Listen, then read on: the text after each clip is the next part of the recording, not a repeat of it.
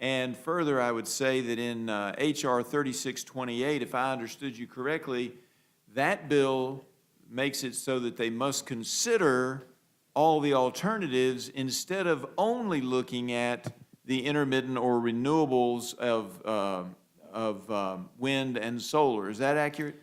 Well, that's correct, because again, what we were seeing is that we see some of these public utilities have gone over to just looking at one thing. If you're looking at just on the green side, they're not looking at everything. And then, so if people ask, again, look at why the costs are going up, if all of a sudden you're having just one out there, you should be looking at everything, not just one area. And in fact, does the gentleman agree with me that this was a known factor when my colleagues on the other side of the aisle and their predecessors in interest started down the path towards having an elimination of all fossil fuels? And does the gentleman not agree with me, or does he not recall that then candidate Barack Obama said in an interview in 2008 that his various proposals, electricity rates would necessarily skyrocket because it would force costly retrofits on power plants, passing costs on to consumers.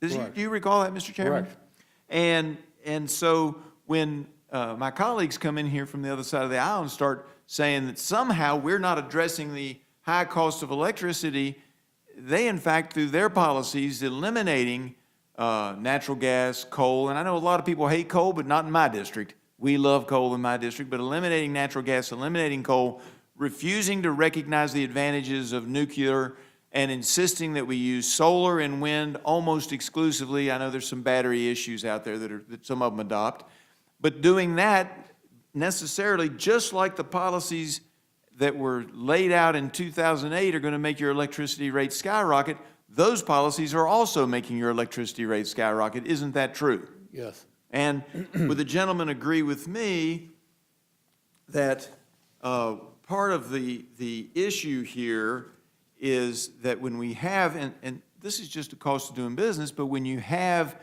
the incumbent power lines, the ones that are already there, and you go away from baseload power, and that could be nuclear, that could be coal, that could be natural gas, could be something else, but those are the most common ones that are looked at.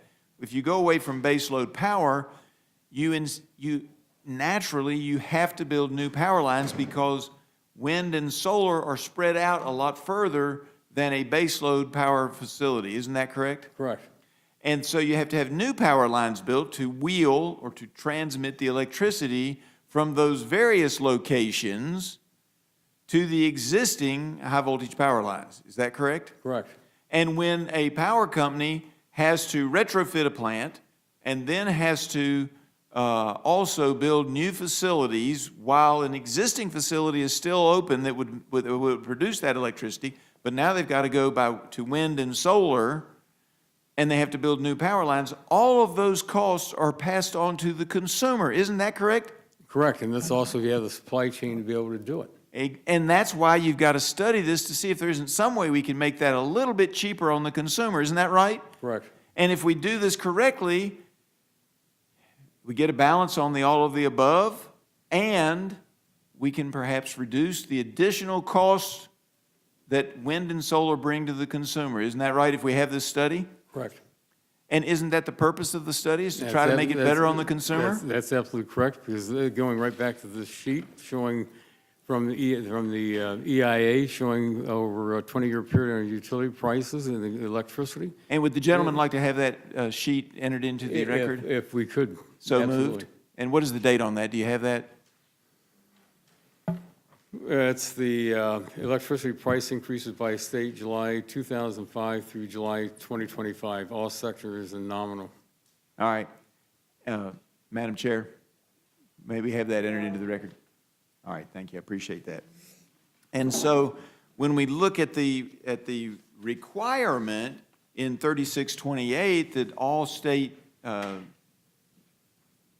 assessments that they need to consider, it's to draw their attention to the fact that this is going to hurt their consumers if they don't use or if they shut down all of their current supplies or don't use nuclear, wind, solar coal, natural gas, if you don't look at all of it, you're going to cost your consumers more money. Isn't that the purpose of this?